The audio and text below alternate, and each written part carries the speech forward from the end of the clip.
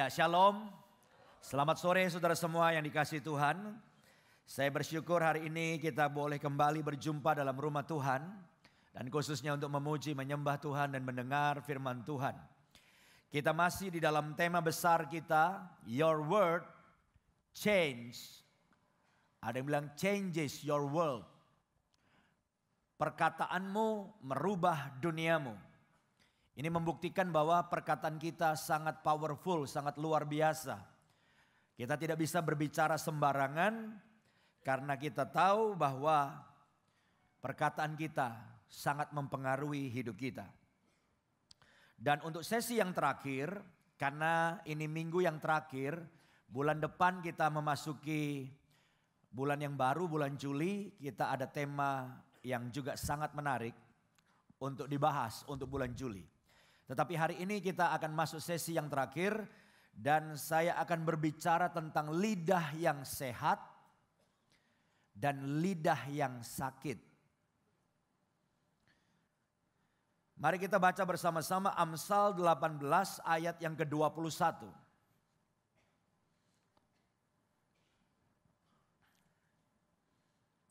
Amsal 18 ayat 21. Saya ingin untuk ayat emas ini kita baca bersama-sama dengan suara yang keras. Apakah saudara semua siap membaca bersama saya? Amin. Mari kita baca sama-sama. 2, 3. Hidup dan mati dikuasai lidah. Siapa suka menggemakannya akan memakan buahnya, akan memakan akibatnya. Sangat menarik bahwa Alkitab tidak mengatakan hidup dan mati dikuasai oleh bisnis kita. Sangat menarik Alkitab tidak berkata bahwa hidup dan mati kita dikuasai oleh pekerjaan kita. Tetapi sangat menarik Alkitab berkata bahwa hidup dan mati kita, sukses dan gagal kita ditentukan oleh lidah kita atau perkataan kita. Itu sebabnya lidah kita harus sehat. Supaya hidup kita juga sehat dan diberkati. Lidah kita tidak boleh sakit. Saya teringat seorang hamba Tuhan namanya Derek Prince. Pada waktu beliau melayani di Afrika, maka Derek Prince menceritakan dokter-dokter di Afrika itu kalau masuk ke rumah sakit pagi memeriksa pasien-pasien, maka ada 2 pertanyaan yang selalu diajukan. Pertanyaan yang pertama, bagaimana kabar kamu? Bagaimana keadaan kamu? Kira-kira gitu ya. Lalu tidak perlu menunggu jawaban, karena itu hanya kayak basa-basi aja. Gimana keadaan kamu? Langsung disambung dengan pertanyaan kedua. Bagaimana lidah kamu? Tolong buka mulut. Bagaimana lidah kamu? Buka mulut, lalu mereka menjulurkan lidahnya. Dan sang dokter periksa lidahnya. Kalau lidahnya warnanya merah ya dan segar, maka dokter itu berkata bahwa lidahnya adalah lidah yang sehat. Dan kalau lidahnya sehat, maka tubuhnya juga sehat. Tetapi kalau dokter periksa kok lidah kamu warnanya rada hitam ya. Merahnya gelap gitu, kamu kayaknya sakit. Atau lidahnya warnanya ada banyak putih. Wah, kalau lidahnya ada beberapa bagian putih, kamu punya badan sakit. Jadi sehat dan sakitnya tubuh ditentukan oleh apanya? Lidahnya. Nah hari ini saya ingin kita semua check up lidah. Are you ready? Kita mau check up lidah. Untuk kita tahu lidah kita lidah yang sehat atau lidah yang sakit. Ya, siap semua check up lidah? Gak usah buka mulut lalu menjulur-julurkan lidahnya, gak perlu. Ini lidah rohani soalnya, saudaraku ya. Saya akan memberitahukan kepada saudara ada 6 jenis penyakit lidah. Ada berapa saudara? 6 jenis. Nanti saudara cek, yang pertama punya enggak, yang kedua punya enggak. Kalau dari 6 saudara punya 2, ya cukup sakit lah ya. Kalau punya 3 lumayan, kalau dari 6 nih 6-6-nya ada, saudara harus dioperasi hari ini. Karena parah berarti. Oke, semua siap check up lidahnya? Ini menentukan ini. Sebab kalau lidahnya sehat, semuanya sehat. Oke, perkataan kita sangat berkuasa. Penyakit lidah yang pertama namanya perkataan sia-sia. Ini penyakit yang pertama. Matius 12 ayat 36. Seperti biasa setiap poin pasti saya kasih ayat. Ya, saya akan bacakan. Tetapi aku berkata kepadamu, setiap kata sia-sia yang diucapkan orang harus dipertanggungjawabkannya pada hari penghakiman. Siapa yang sadar bahwa saudara akan dihakimi? Oh, pantas sembarangan hidupnya ya. Alkitab berkata manusia sesudah mati pasti akan dihakimi. Dan dikatakan di sini bahwa dalam penghakiman itu saudara harus mempertanggungjawabkan apa? Perkataan. Jadi saudara jangan berpikir bahwa nggak ada bukti Pak, nggak ada bukti. Begitu ngomong hilang. Tapi di sorga ada alat rekam. Yang merekam semua perkataan kita. Termasuk yang saudara bisik-bisik, itu kerekam. Termasuk saudara yang di kamar, bertiga, berempat, bisik-bisik. Ngomongin orang atau gimana, itu direkam. Dan pada akhir zaman nanti, pada hari penghakiman, kita harus mempertanggungjawabkan semua yang kita katakan. Dan di sini saya menemukan penyakit lidah yang pertama, yaitu disebutkan tadi kata apa? Sia-sia. Apa yang dimaksud dengan kata sia-sia? Kata sia-sia itu diterjemahkan dari kata argos.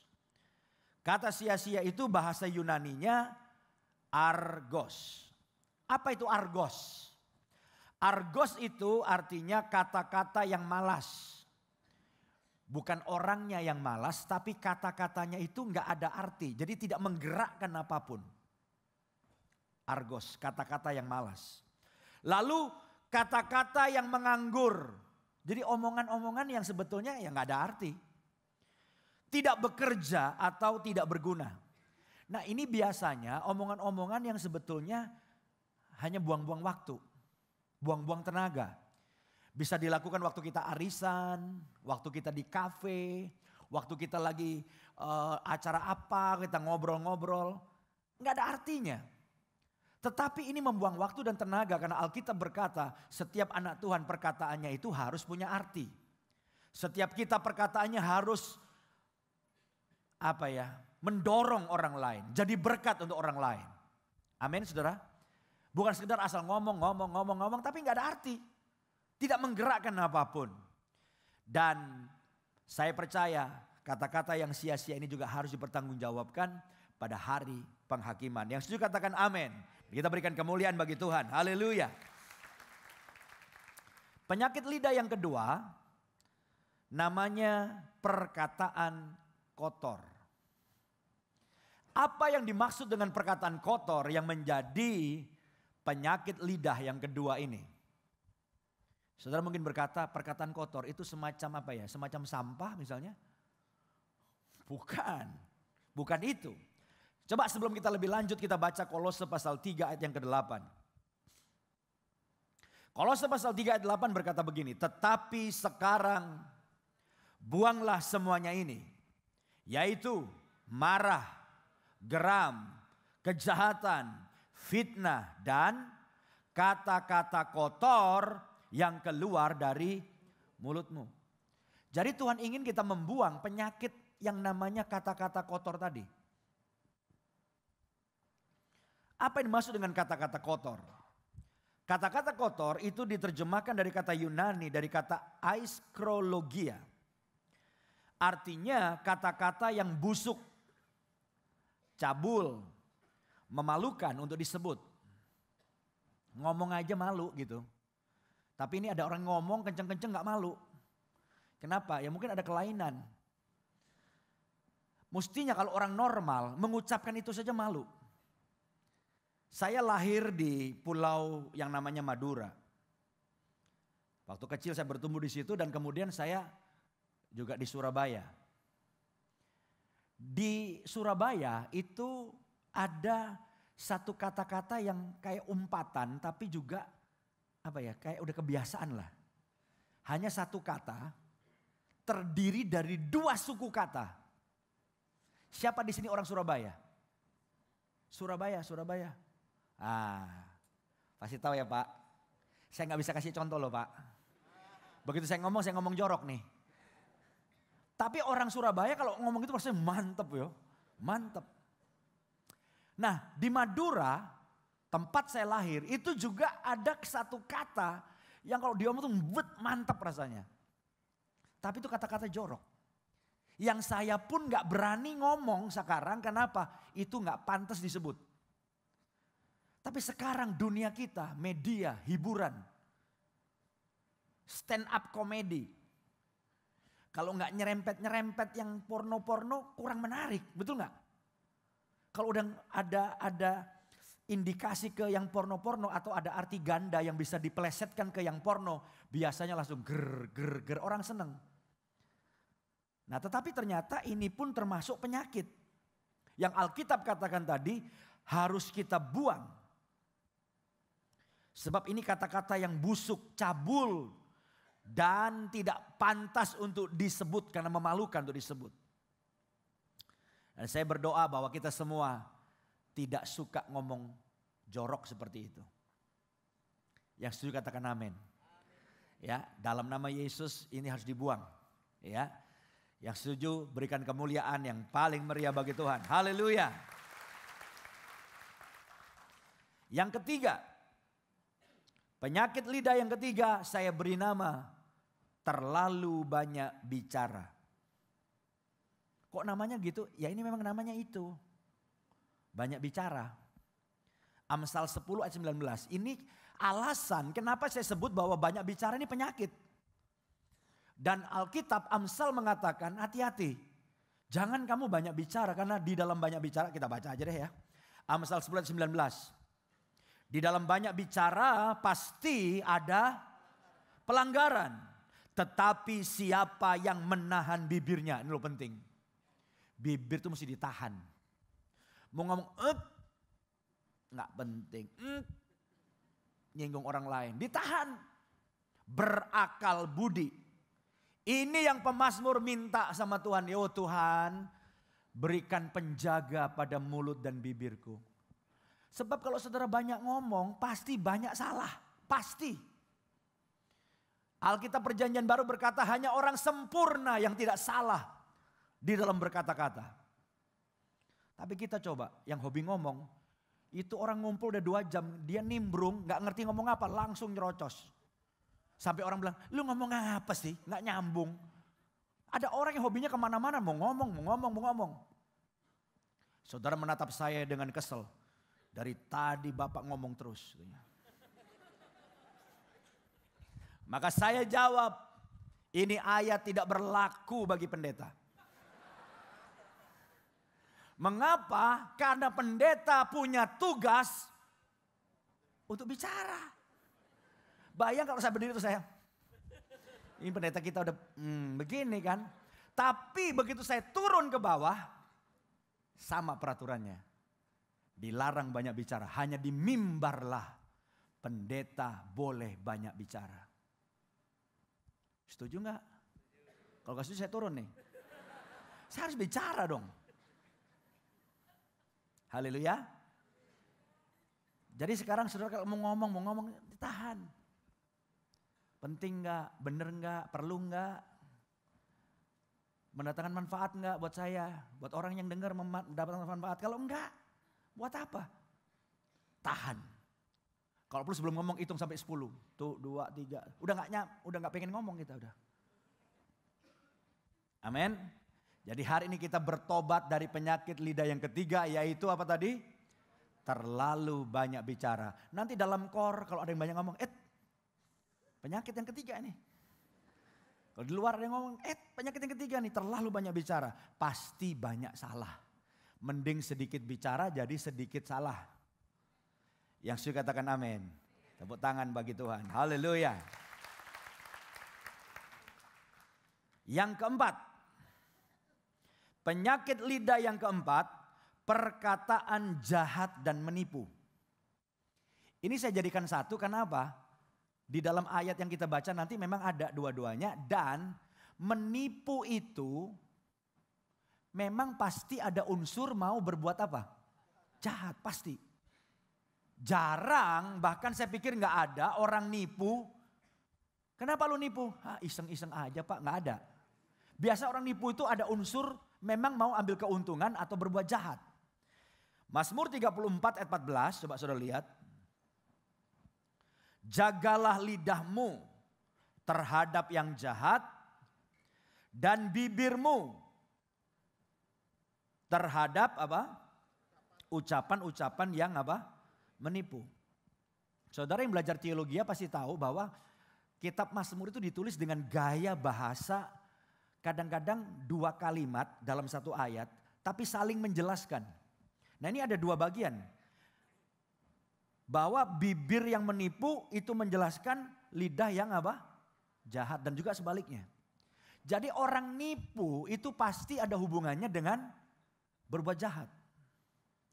Entah itu dalam bisnis saudara, pekerjaan saudara. Saya punya teman hamba Tuhan beberapa waktu yang lalu mengeluh. Saya lagi ditipu nih sama jemaat. Saya jadi ketawa. Dulu kita sering dengar jemaat ditipu pendeta.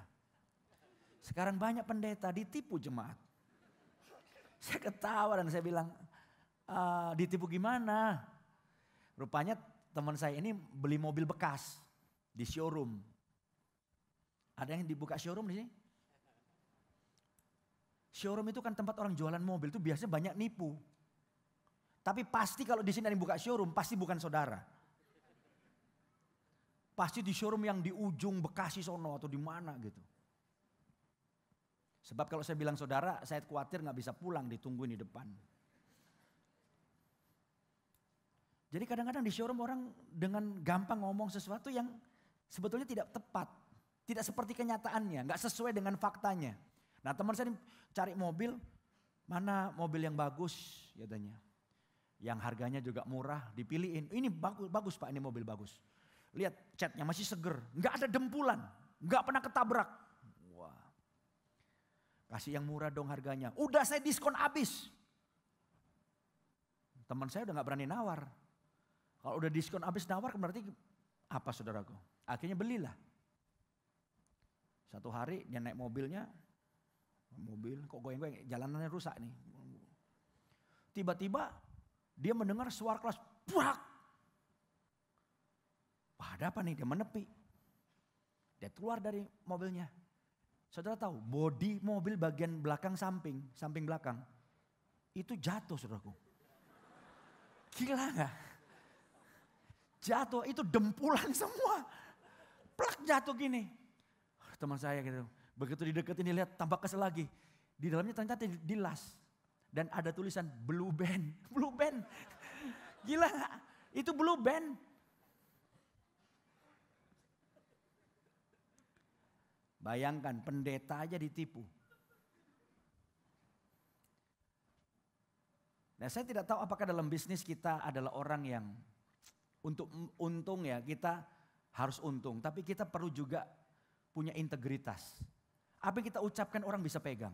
Ingat gak khotbah saya yang lalu? Bagaimana, kenapa perkataan yang baik itu membuat kita diberkati Tuhan, bisnis kita maju. Kenapa? Karena dalam bisnis paling penting itu apa? Integritas. Integritas dalam hidup kita membuat orang trust. Saudara tanya sama orang-orang yang diberkati Tuhan di sini yang hidupnya diubahkan, tanya. Kadang-kadang gak punya modal loh mereka. Tapi orang bisa taruh barang, bahan sampai miliatan. Kenapa orang percaya sama saudara? Karena saudara duduk di gereja, diajar firman Tuhan. Kalau saudara ngomong A pasti A, ngomong B pasti B. Orang pegang perkataan saudara, Anda punya integritas. Orang trust pada saudara, maka bisnismu maju dan diberkati. Amin saudaraku. Jadi ini bahaya, ini punya perkataan yang menipu. Satu kali ada seorang ibu yang beli sepatu ya, cewek ini. Sepatu wanita, ibu namanya ibu beli sepatu wanita pasti. Dia tawar-tawaran terus, ini ada sepatu bagus, harganya 5 juta. Lalu ibu tuh bilang, boleh nggak kurang dikit? Oh nggak bisa, 5 juta udah murah. Ini made in Paris. Prancis, made in Paris, Prancis. Akhirnya karena udah tertarik, ya udah bayar 5 juta. Dipakai seminggu, saudara. Waktu dia jalan, pernah bisa jatuh gitu, solnya lepas. Dan ternyata tuh double sol. Bagian luar itu tempelan, made in apalah Paris, Prancis. Begitu lepas, tulisan apa? Cibaduyut. Wah, kesel benar gitu. Saudara, ini yang namanya perkataan jahat dan menipu. Saya percaya kita semua hari ini disembuhkan dari perkataan jahat dan menipu. Kita mau perkataan kita bisa dipegang orang. Kalau dagang, saya dagang mau untung tapi saya mau jujur. Saya mengatakan seperti kondisinya apa adanya. Dan saya percaya orang akan pegang perkataan saudara, orang senang berbisnis dengan saudara. Dan pastinya saudara diberkati oleh Tuhan. Ya, setuju katakan amin. Dan berikan kemuliaan bagi Tuhan. Haleluya. Penyakit lidah yang ke-5. Perkataan dusta. Perkataan dusta ini beda dengan perkataan menipu. Tapi kita baca dulu ayatnya ya. Amsal 6 ayat 17. Amsal 6 ayat 17 saya bacakan. Ini daftar dosa yang Tuhan gak suka. Yaitu mata sombong. Tuhan tuh gak suka orang sombong.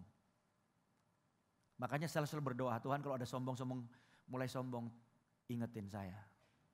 Kenapa? Karena Alkitab bilang, begitu kita sombong, kita jadi musuhnya Tuhan. Dan saya sadar, saya gak akan pernah menang sama Tuhan. Makanya Tuhan tolong supaya saya gak sombong. Dan kita doa semua supaya tidak ada yang sombong di sini. Apa yang mau disombongin? Nggak ada, semua karena anugerah Tuhan. Ya, mata sombong terus apa? Lidah dusta. Ini garis bawain.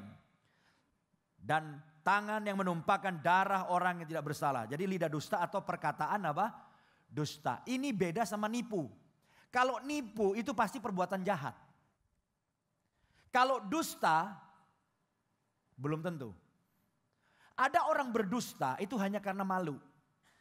Dia bisa bohong. Ada orang berdusta karena untuk supaya jaga image.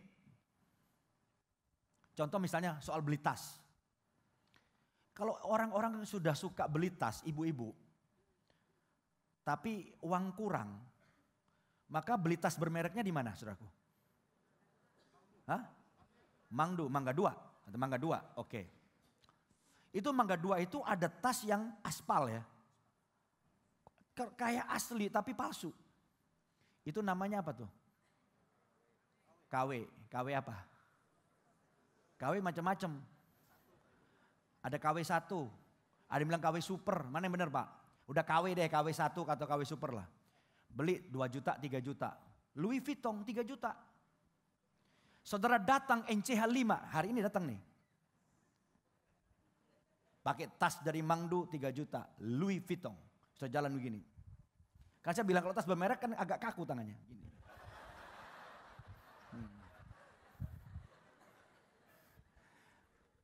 Kalau tas murah, nah gini kan. Nah, udah tahu kan kayaknya gini. Sudah masuk, wah tas mahal. Tas lu keren lo, tas lu bagus, merek apa? Louis Vuitton. Nah pertanyaan selanjutnya yang bahaya, lu beli di mana? Jawabnya apa coba? Mangdu langsung ketahuan. Nggak ada barang asli di Mangdu, betul nggak? Lalu saya bilangnya apa? Demi gengsi, demi gengsi. Belinya di PI. Waduh. PI. Plaza Indonesia. Saya mau tanya, dusta nggak? Bohong nggak? Jahat nggak? Enggak. Masa jahat sih? Siapa yang dirugikan? Nggak ada yang dirugikan, cuman jaga apa? Image, ya kan? Kita kan mau lebaran nih, ada yang tanya. Saya juga nggak ngerti kenapa orang jahil banget ya. Ntar lu lebaran kemana? Lebaran kemana? Saya udah lebih dari 100 orang tanya sama saya, lu lebaran kemana? Kenapa saya nggak heran? Urusan apa coba? Saudara udah ditanyain, lebaran kemana? Apa jawaban saudara? Bilang di Jakarta aja nggak keren. Kayak orang gak punya duit aja di Jakarta lebaran.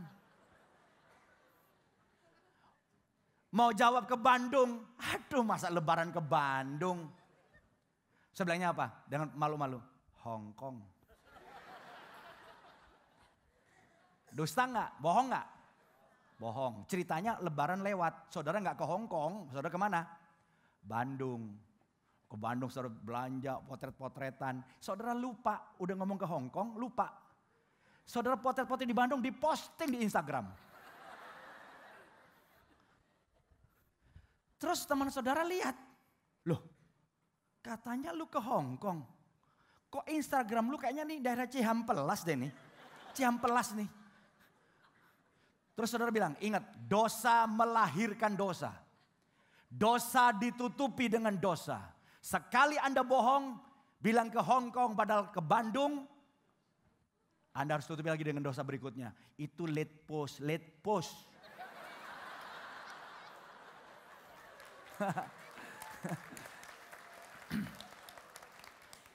Itu 2 tahun yang lalu gua pajang. Ngapain banyak 2 tahun yang lalu? Barusan ke Hong Kong, masih ke Bandung. Nggak make sense sebetulnya. Teman saudara juga tahu Anda bohong, cuma yalah makan tuh bohong. Itu kira-kira saudara. Karena bohong akan ditutupi dengan bohong. Dosa ditutupi dengan dosa. Ini dusta. Dan ini penyakit kita.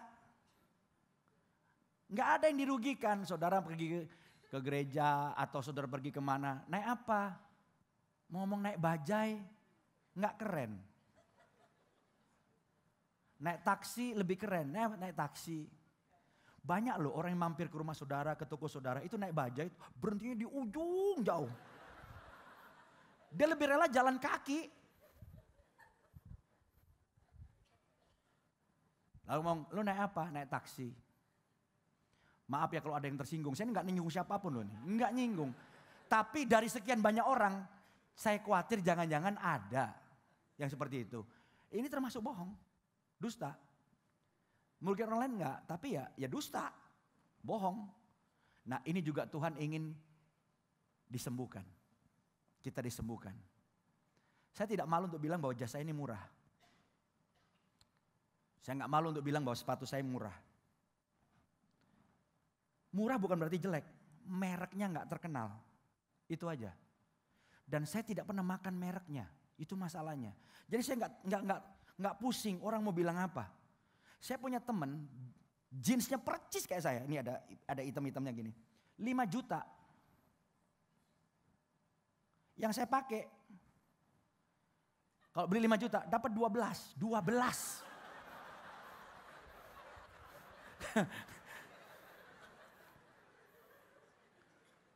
Pertanyaan saya, apakah saudara lihat jeans saya jadi jelek? Enggak. Saya ngaku dengan jujur supaya apa? Daripada orang bilang saya tahu bapak jeansnya murah tuh, saya tahu murah. Daripada saya udah bilang murah, saya ngaku duluan saya murah. Kenapa? Baju saya murah. 265.000 baju saya. Diskon 20%, hitung tuh berapa tuh. Ini baju saya murah. Tapi karena kita adalah orang yang melayani Tuhan dan di mimbar, ada urapan khusus.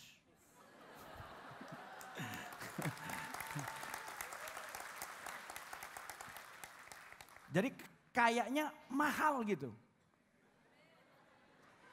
Tapi memang perut gak boleh terlalu kempes, agak nongol dikit. Ini yang bagus ini. Ini yang menjadikan kelihatan mahal ini. Nongol dikit.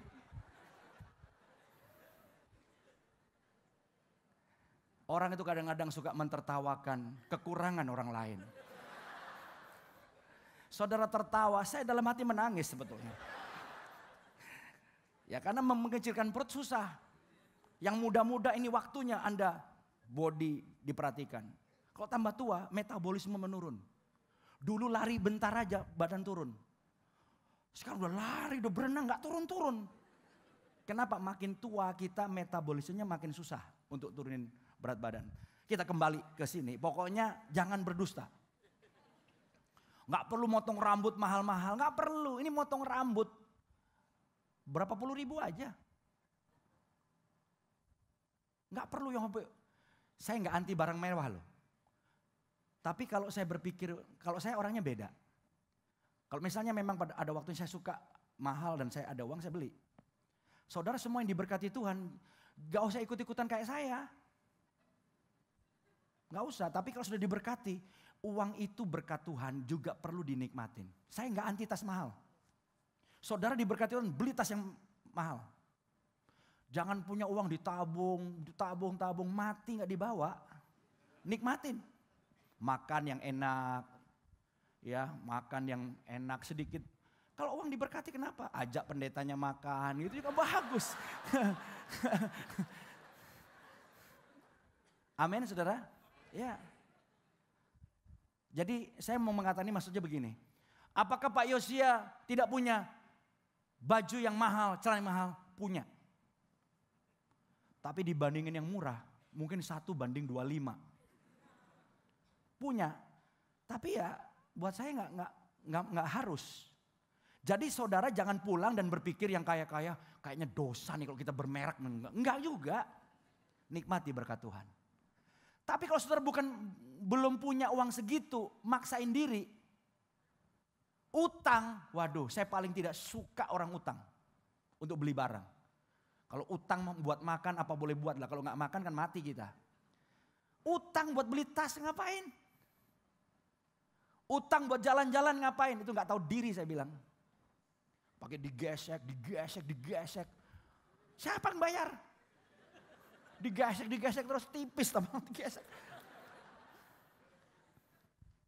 Tapi kalau Anda diberkati Tuhan, puji Tuhan.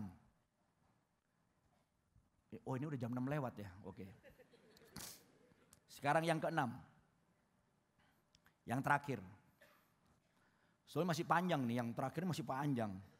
Cuman saya pikir ya kita lihat nanti gimana Tuhan pemimpin kita. Yang ke-6 ini penyakit lidah yang paling parah. Kalau kanker ini stadium 4. Yang ke-6 ini adalah perkataan fitnah. Ini penyakit lidah yang ke-6. Perkataan fitnah. Saudara tahu fitnah kan? Fitnah itu mengatakan sesuatu tentang orang lain, menjelek-jelekkan tentang orang lain yang sebenarnya tidak seperti itu. Saudara menjelekkan orang lain, itu fitnah. Dan ini dampaknya sangat-sangat besar yang saudara gak pernah bayangkan. Mazmur 15 ayat 3, perhatikan. Mazmur 15 ayat 3 berkata begini. Yang tidak menyebarkan fitnah dengan lidahnya. Hati-hati loh, lidah saudara itu bisa dipakai setan untuk menyebarkan fitnah dengan lidahnya. Terus yang tidak berbuat jahat terhadap temannya. Fitnah itu jahat pada teman. Teman saudara bisa rusak gara-gara kita jelek-jelekin. Dan yang tidak menimpakan celah kepada tetangga kita bisa rusak gara-gara kita ngomongin tetangga kita. Saudara gak pernah bisa bayangkan betapa merusaknya perkataan fitnah itu. Bahkan orang bisa benci orang lain yang ketemu aja belum pernah. Saya ngalamin. Saya pernah kesel gak suka sama pendeta yang saya gak pernah ketemu. Hari itu baru pertama kali ketemu. Oh mukanya kayak gitu tuh. Kita ketemu karena sama-sama pelayanan dalam sebuah acara cukup besar. Ya, saya pembicara, dia pembicara hebat, pendeta hebat, terkenal. Saya salaman. Begitu saya salaman lihat mukanya, saya gak suka. Sampai saya tanya, oh kok saya tambah peka ya, Roh Kudus kasih tahu saya nih, ini orang gak bener pendeta. Tapi saya doa, saya cek. Itu bukan suara Roh Kudus. Tapi saya gak suka sama pendeta ini. Oh jangan-jangan karena mukanya. Memang ada muka-muka yang kurang diberkati. Serius, saudara pernah gak lihat muka orang gak suka? Itu orang gak pernah utang sama saudara, gak pernah jelek-jelekin saudara, gak pernah berbuat salah. Lihat mukanya sebel aja gitu. Pernah ada?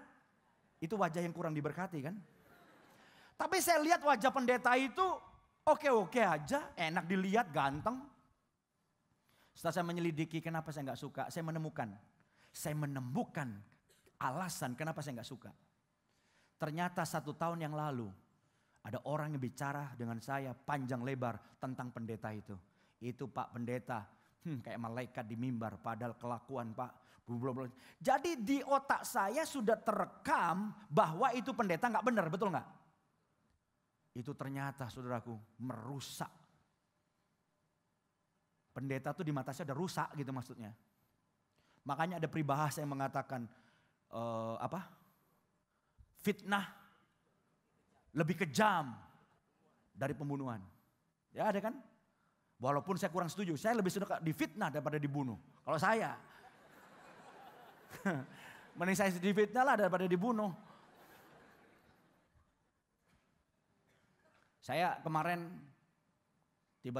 kemarin itu maksudnya beberapa hari yang lalu ya. Maksud saya kemarin itu bukan kemarin benar, beberapa yang lalu. Di WhatsApp dari pendeta-pendeta Surabaya. Hot news, berita hot dari Surabaya.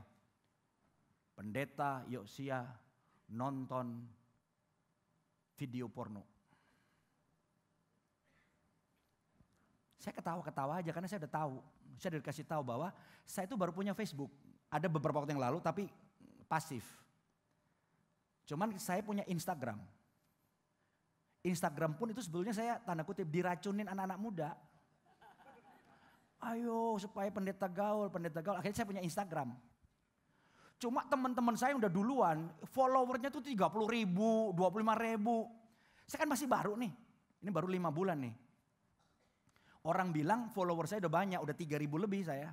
5 bulan cukup cepat katanya, tapi teman saya 30 ribu. Gimana caranya supaya memperbanyak follower? Ada yang usul, beli Pak. Saya jawab, itu bukan cara kerja kita. Nggak boleh. Saya bilang, beli follower tuh nggak boleh. Ya buat saya sih, saudara terserah. Akhirnya, pakai Facebook Pak. Dikonekin, nanti dari Facebook itu banyak dipindahin ke Instagram. Ya udah, saya sudah ada juga, ya bikinin deh. Jadi ada 2, ada Facebook, ada fanpage. Fanpage-nya pokoknya intinya satu hari tiba-tiba masuk foto porno, video porno. Dan bisa ada tulisannya, Joko siapa, with Pastor Josia, with 45 others people lagi nonton. Saya nggak tahu gimana tuh. Ini kayak terencana nih, bisa di foto, di WhatsApp saudaraku. Surabaya tahu duluan dibanding Jakarta. Saya bisa ketawa aja, biarin, saya udah tahu tuh. Tapi ada yang bilang, Pak lebih baik dikasih pemberitahuan. Begini, supaya hati-hati. Ya udahlah kamu bikinin. Supaya bilang, delete saja. Saya gak tahu gimana delete-nya. Nggak ngerti gimana delete-nya. Itu saudara tahu dalam waktu 2 jam itu komentar bererot. Tulisannya apa? Iya Pak, saya juga bingung kenapa Bapak nonton film begituan. Tapi ya untung saya udah tahu deh sekarang. Banyak. Ya saya menyesal kenapa Bapak begitu. Banyak. Saya pikir ya untunglah pakai tulisan itu. Kalau enggak tiap kali kita khotbah. Pendeta jorok. Kita kagak tahu. Saudara tahu orang membunuh orang, karakter orang sekarang gampang. Saya baca Dahlan Iskan aja saudaraku, ngeri loh. Diomong begini. Tapi yang bela juga banyak, jadi banyak tuh. Allah lu yang ngomong kacau lagi dan sebagainya. Saudara mau kelihatan hebat, bayar aja tuh. Suruh ngomongin siapa orangnya baik. Jadi baik saudara. Tapi kita diomongin rame-rame tiap hari, itu pembunuhan karakter. Kita bisa rusak tuh gara-gara media massa. Kita tidak bisa tahu betapa dahsyatnya pengaruh seperti itu. Tapi hari ini kita kembali kepada 6 penyakit lidah tadi. Dari 6 tadi, saudara punya berapa gitu maksud saya? 2, 3, atau 6-6-nya punya? Nah, kenapa ini penting? Karena kalau saudara lidahnya sakit, saya jamin hidup saudara sakit, pasti. Ekonomimu sakit, keluargamu sakit, semuanya jadi sakit. Kenapa? Karena hidup dan mati kita dikuasai lidah kita. Lidah kita harus sehat. Kalau ada yang pernah mengatakan hal yang tidak benar atau saudara menipu atau saudara jahatin orang, hari ini kita mau disembuhkan oleh Tuhan. Kalau kita hobinya memfitnah, kadang-kadang kita tuh memfitnah gak sadar, gak sengaja. Orang ngomong, saudara ambil ngomong. Kebenarannya kita juga gak tahu. Buat apa coba? Hari ini kita bertobat dan berkata, Tuhan sembuhkan aku dari penyakit lidahku. Dan kalau lidah kita disembuhkan, maka kita akan mengucapkan hanya kebenaran. Amsal 12 ayat 19 berkata, bibir yang mengatakan kebenaran tetap untuk selama-lamanya. Tetapi lidah dusta hanya untuk sekejap mata. Saudara jangan iri sama orang yang suka dusta. Enggak langgeng, enggak tahan lama. Satu hari ketahuan rusak semuanya. Lebih baik kita punya integritas. Orang percaya pada kita. Ucapkan kebenaran. Ya, ucapkan kata-kata bijak yang berisi pengetahuan. Kalau ngomong itu jangan kosong, ada pengetahuan.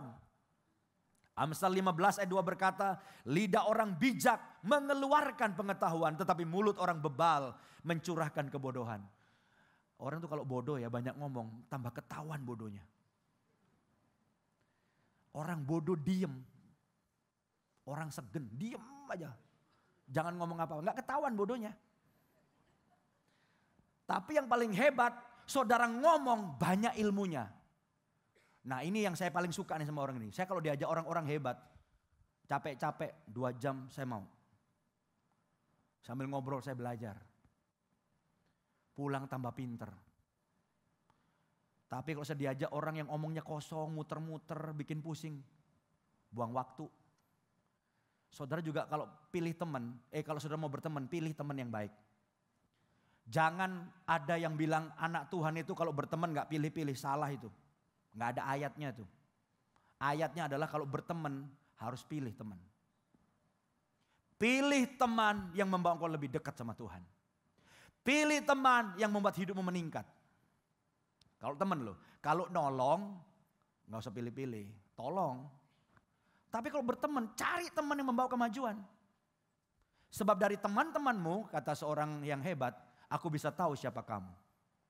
Kalau teman-teman kita yang orang-orang jelek semua, gak karu-karuan, penipu-penipu, aku tahu siapa kamu, gak beda jauh lah gitu kira-kira. Tapi kalau kita berteman dengan orang-orang berpengetahuan, wow. Saya bilang sama pendeta-pendeta kita banyak yang khotbah-khotbah dari dalam, karena kita khotbahnya seri kan. Saya dorong setiap pengkhotbah pendeta di NDC, 1 bulan minimal baca berapa? 1 buku. Pendeta mesti pinter. Bayangkan kalau saudara punya pendeta, apalagi punya gembala. Januari, sepanjang Januari khotbahnya Petrus berjalan di atas air. Bulan Februari Petrus berjalan di atas air. Bulan Maret Petrus berjalan di atas air. Lama-lama semua saudara jalan-jalan ke gereja lain. Kenapa? Ini pendeta apa nggak belajar ya? Tiap minggu khotbahnya Petrus berjalan di atas air. Sekali-kali kayak Petrus berjalan di daratan atau gimana gitu. Kita harus mengerti dunia berubah dan kita harus punya ilmu. Perkataan kita juga harus lembut. Amsal 15 ayat 4, lidah lembut adalah pohon kehidupan. Tetapi lidah curang melukai hati. Kalau lembut itu ya, suami lembut, wah beda. Istri kata-katanya lembut, beda. Suami harus lembut, istri juga mesti lembut. Istri itu kalau baru pacaran sama calon suami, sayang. Bebean sayang, SMS sayang, ketemu sayang. Udah menikah 1 tahun, 2 tahun, mulai manggil nama Jono. Jono. Udah 20 tahun manggil suaminya, Jono. Jono. Di sini nggak ada yang ngaku. Nah apa sih yang lembut? Amin saudara? Ya. Dan yang paling dahsyat kata-katanya harus menguatkan dan berisi firman Tuhan. Ini paling dahsyat. Ngomong firman. Pasti nggak salah. Ayat terakhir Yesaya 50 ayat 4 berkata, Tuhan Allah telah memberikan kepadaku lidah seorang. Nah, NDC kan menjadikan setiap jemaatnya murid. Lidah seorang murid, apa itu? Supaya dengan perkataan aku dapat memberi semangat baru kepada orang yang letih lesu. Nanti banyak orang ketemu saudara senang. Karena orang letih lesu ketemu saudara ngobrol. Firman, pulangnya sukacita. Amin. Orang ketemu saudara pulangnya bahagia. Di gereja kita ngomong firman. Makanya orang ke gereja pasti pulangnya beda waktu datang. Bener gak? Kalau gerejanya bener ya. Gereja itu harus menjawab masalah jemaat. Kita bersyukur sepanjang 6 bulan ini kita sudah 2.000 lebih jemaat baru. Dan orang bertanya, teman-teman tanya, gereja kok bisa nambah 2.000 ya? Saya udah 20 tahun 200 nih jemaat nih, nggak nambah-nambah. Pertama saya bilang itu God's favor, itu anugerah Tuhan buat tiap orang beda, betul nggak? Bukan karena kita hebat, tapi anugerah Tuhan. Tapi gereja itu ada di tengah-tengah dunia untuk menjawab kebutuhan jemaat, betul nggak saudara? Firman Tuhanlah yang diberitakan, bukan omongan-omongan yang nggak perlu. Firman Tuhan. Kalau firman Tuhan yang diberitakan, orang datang susah, pulang sukacita. Kalau firman Tuhan yang diberitakan, orang datang stres, pulang menemukan harapan baru. Kalau firman Tuhan yang diberitakan, orang datang dengan berbagai macam persoalan, pulang dengan jalan keluar. Orang datang. Jangan salahkan jemaat ketika malas ke gereja. Kenapa? Karena banyak gereja tidak menjawab kebutuhan jemaat. Orang datang susah ke gereja, pulang tambah susah. Orang datang ke gereja stres, pulang tambah stres. Orang datang ke gereja sakit, pulangnya mati saudaraku. Siapa orang mau ke gereja? Tapi kalau setiap Anda datang ke gereja, Anda bertemu dengan Tuhan, Anda menyembah Tuhan. Anda mendapatkan jawaban. Orang yang sakit disembuhkan, orang yang terikat dilepaskan. Orang yang putus asa menemukan harapan. Orang bersuka cita dalam hadirat Tuhan. Saya percaya minggu depan saudara akan datang. Bukan hanya sendirian, tetangga dibawa, mertua dibawa. Apalagi mertuanya yang belum dalam Tuhan, yang bawel, akan dibawa juga. Supaya dalam gereja dijamah Tuhan. Haleluya. Amin. Yang percaya katakan amin dan berikan kemuliaan bagi Tuhan. Haleluya. Jadi hari ini saya berdoa bahwa setiap kita disembuhkan dari semua penyakit lidah. Semua lidahnya sehat dan mengucapkan firman Tuhan. Dan saya percaya, ingat khotbah 2 minggu yang lalu, ucapkan firman dengan iman dan mujizat terjadi. Haleluya. Mari kita